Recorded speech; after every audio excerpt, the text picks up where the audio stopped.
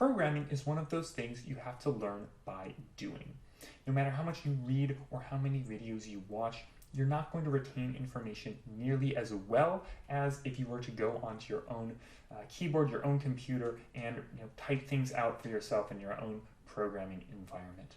So while I've written a ton of blog posts and I've made all these videos trying to help people learn the details of the Haskell language, I've also been constantly looking for ways to help them apply these lessons on their own computers. Haskellings is the most important effort I've made in that direction. Haskellings is an automated tutorial designed to teach you the basics of Haskell. If you've heard of Rustlings in the Rust language, it's very similar to that in concept. So in this video, I just wanted to do a short demo and show the main features of Haskellings and encourage you to try it out for yourself and maybe even contribute to the project. The only real dependency for Haskellings is the Haskell platform, particularly the stack program. If you've never used Haskell before, there's a link below that will get you to the download page. Then you need to get the code on your machine. The simplest way is to clone it from GitHub as you're seeing in the video here. But you can also follow the link in the video description for the latest releases and download the zip as well. Once you're in the repository, you want to run the stack install command. This will install GHC and all of the dependencies for this project and build the code. Once it's all built, we can run our first command by using Haskellings list.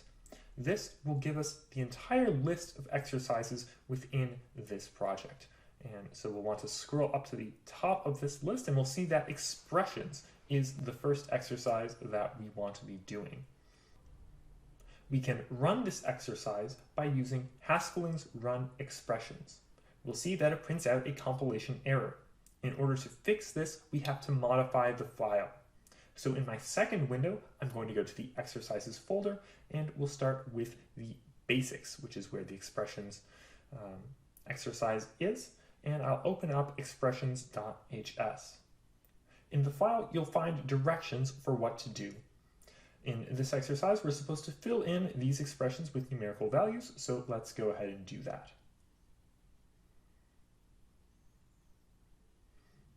Now we can run the exercise again and we'll see that it passes. The compilation works.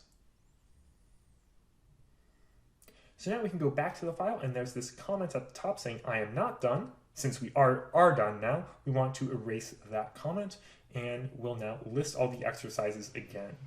We'll see at the top that expressions is now listed as complete, and so we can move on to types 1, which is the next exercise in the list. So we'll run Haskellings run types 1, and again we'll want to open up the file in the basics directory. And again we have a new set of instructions.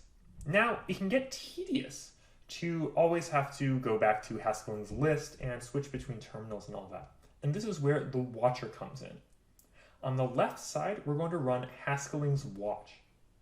This will start running through the exercises and skip the ones we've finished. So it sees that we're done with expressions and it runs types 1. Now in our right-hand screen, we'll read the instructions and complete the exercise. When we save our file, the watcher on the left will automatically rerun the exercise. It tells us we still have an error. So let's fix that and save again. Now it tells us that the exercise is complete and we should remove the I am not done comment. So we'll do that, and now it moves on to the next exercise, types 2, automatically, so we can switch to that file. While we're using the watcher, we can get a hint for our exercise by typing hint in the terminal. This can also work without the watcher as well. If we exit out of the watcher, we'll use Haskellings hint and then the name of the exercise to see that hint. So now I'll clear everything off really quickly so we can move on to the next part. Some exercises are I/O based. They teach you how to get user input and print your own output. These are special in that you can execute them to test their behavior. I'll start by filling in this exercise with a very simple I/O program that receives 2 lines of input from the user and then prints them right back out to the terminal, and then we'll be able to execute the exercise. To do this, you just use Haskellings exec and then the exercise name. In this case, I'm using the IO2 exercise, receiving a couple lines from the command line and then printing those right back. This gives you a chance to try out your own inputs and see what the program does. But executable exercises also have a base set of inputs that they run when they're testing it. These are used when you do Haskellings run with the exercise. A lot of people in the Haskell community also like to use Nix, so we have experimental support for this as well. If you just run Nix shell, it will bring up a Nix prompt where Haskellings is installed. So you just run the program as you would on a normal terminal. If you've never worked with Nix before though, don't worry, this is in no way required. In this example, we're just modifying our original types2 file, and then we'll run Haskellings run again in the Nix prompt on the left side of the screen, and it works just like we were running with stack. So if you've ever thought to yourself, man, I'd really like to learn Haskell, but I just don't know how to get started, I hope that this program, Haskellings, is the push that you need.